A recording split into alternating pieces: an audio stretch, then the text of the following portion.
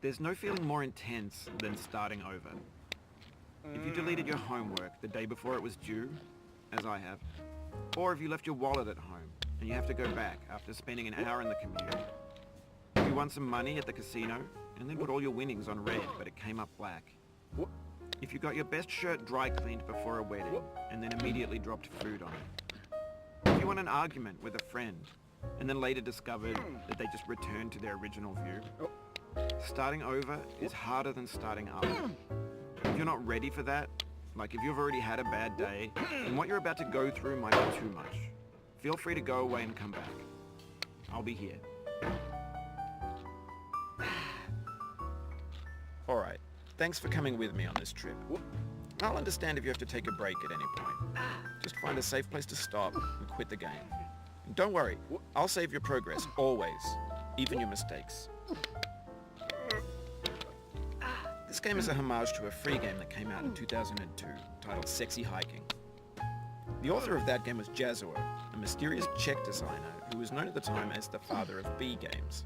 And B games are rough assemblages of found objects. Designers slap them together very quickly and freely, and they're often too rough and unfriendly to gain much of a following. They're built more for the joy of building them than as polished products. In a certain way, Sexy Hiking is the perfect embodiment of a B game. It's built almost entirely out of found and recycled parts, and it's one of the most unusual and unfriendly games of its time. In it, your task is simply to drag yourself up a mountain with a hammer. And that act of climbing, in the digital world or in real life, has certain essential properties that give the game its flavor. No amount of forward progress is guaranteed. Some cliffs are too sheer or too slippery, and the player is constantly, unremittingly in danger of falling and losing everything. Anyway, when you start Sexy Hiking, you're standing next to this dead tree that blocks the way to the entire rest of the game. It might take you an hour to get over that tree, and a lot of people never got past it. You prod and you poke at it, exploring the limits of your reach and your strength, trying to find a way up and over. And there's a sense of truth in that lack of compromise. Most obstacles in video game worlds are fake. You can be completely confident in your ability to get through them once you have the correct method or the correct equipment or just by spending enough time. In that sense, every pixelated obstacle in Sexy Hiking is real. The obstacles in Sexy Hiking are unyielding, and that makes the game uniquely frustrating. But I'm not sure Jazzuo intended to make a frustrating game. The frustration is just essential to the act of climbing, and it's authentic to the process of building a game about climbing. A funny thing happened to me as I was building this mountain. I'd have an idea for a new obstacle, and I'd build it, test it, and it would usually turn out to be unreasonably hard. But I couldn't bring myself to make it easier. It already felt like my inability to get past a new obstacle was my fault as a player rather than as a builder. Imaginary mountains build themselves from our efforts to climb them, and it's our repeated attempts to reach the summit that turns those mountains into something real. When you're building a video game world, you're building with ideas, and that can be like working with quickset cement. You mold your ideas into a certain shape that can be played with, and in the process of playing with them, they begin to harden and set until they're immutable, like rock. And at that point, you can't change the world, not without breaking it into pieces and starting fresh with new ideas.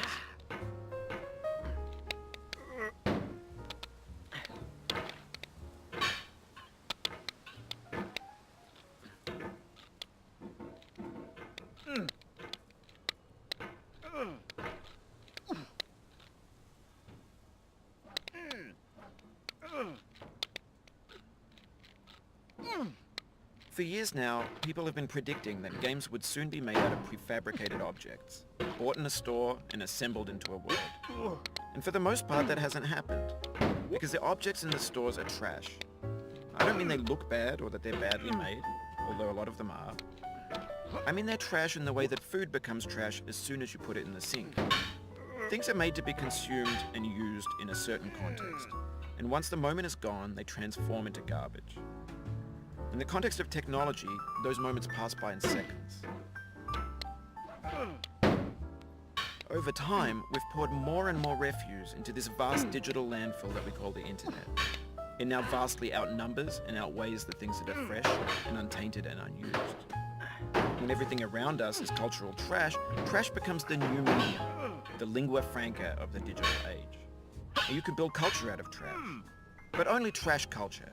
Be games, be movies, be music, be philosophy. Maybe this is what digital culture is. A monstrous mountain of trash, the ash heap of creativity's fountain. A landfill with everything we ever thought of in it. Grand, infinite, and unsorted.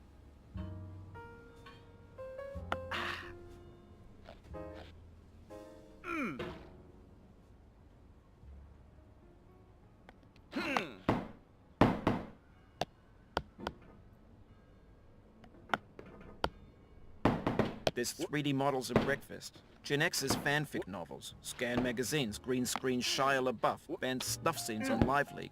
Facebook's got lifelike bots with unbranded adverts and candid shots of Kanye and Taylor Swift mashups, car crash epic failed GIFs, Russian dashcam vids, discussions of McRibs, discarded, forgotten, unrecycled, muddled, rotten, untitled.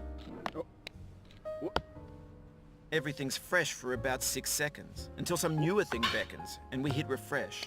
And there's years of persevering, disappearing into the pile, out of style, out of sight. In this context, it's tempting to make friendly content that's gentle, that lets you churn through it but not earn it. Why make something demanding if it just gets piled up in the landfill, filed in with the bland things? When games were new, they wanted a lot from you. Daunting you, taunting you, resetting and delaying you. Players played stoically. Now everyone's turned off by that. They want to burn through it quickly. A quick fix for the fickle, some tricks for the clicks of the feckless. But that's not you, you're an acrobat. You could swallow a baseball bat.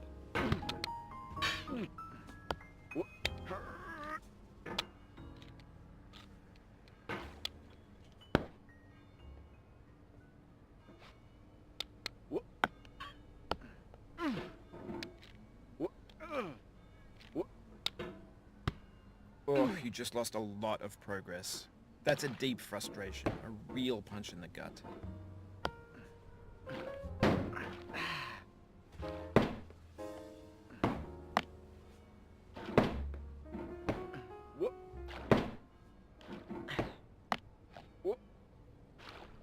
Oof, sorry about that.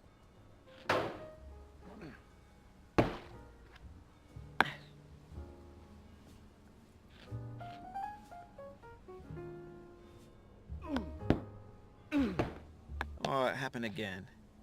Keep on trying, don't let it get to you.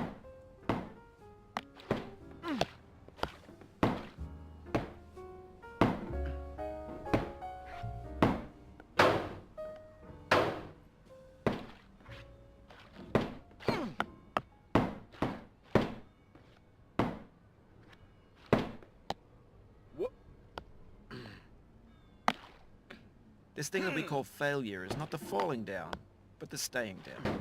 Mary Pickford.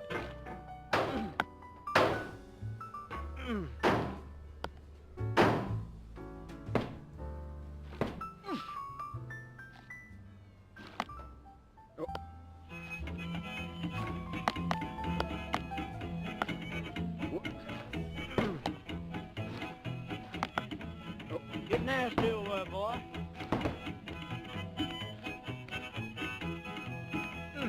Going down the road feeling bad. I'm going down the road feeling bad.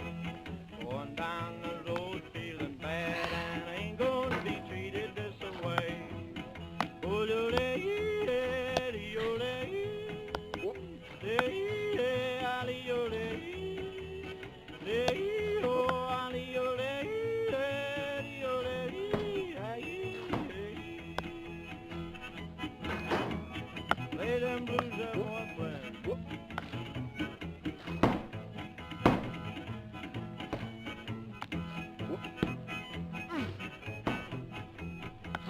Down in the jail on my knees. I'm down in jail on my knees.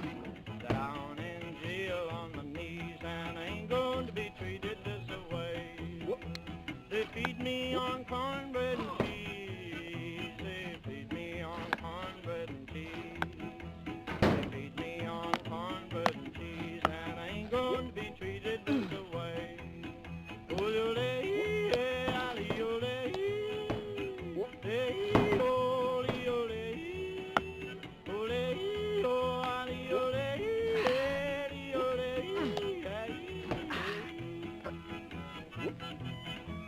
Let's go to town, boys. Hey, buddy. Lord, Lord, Lord.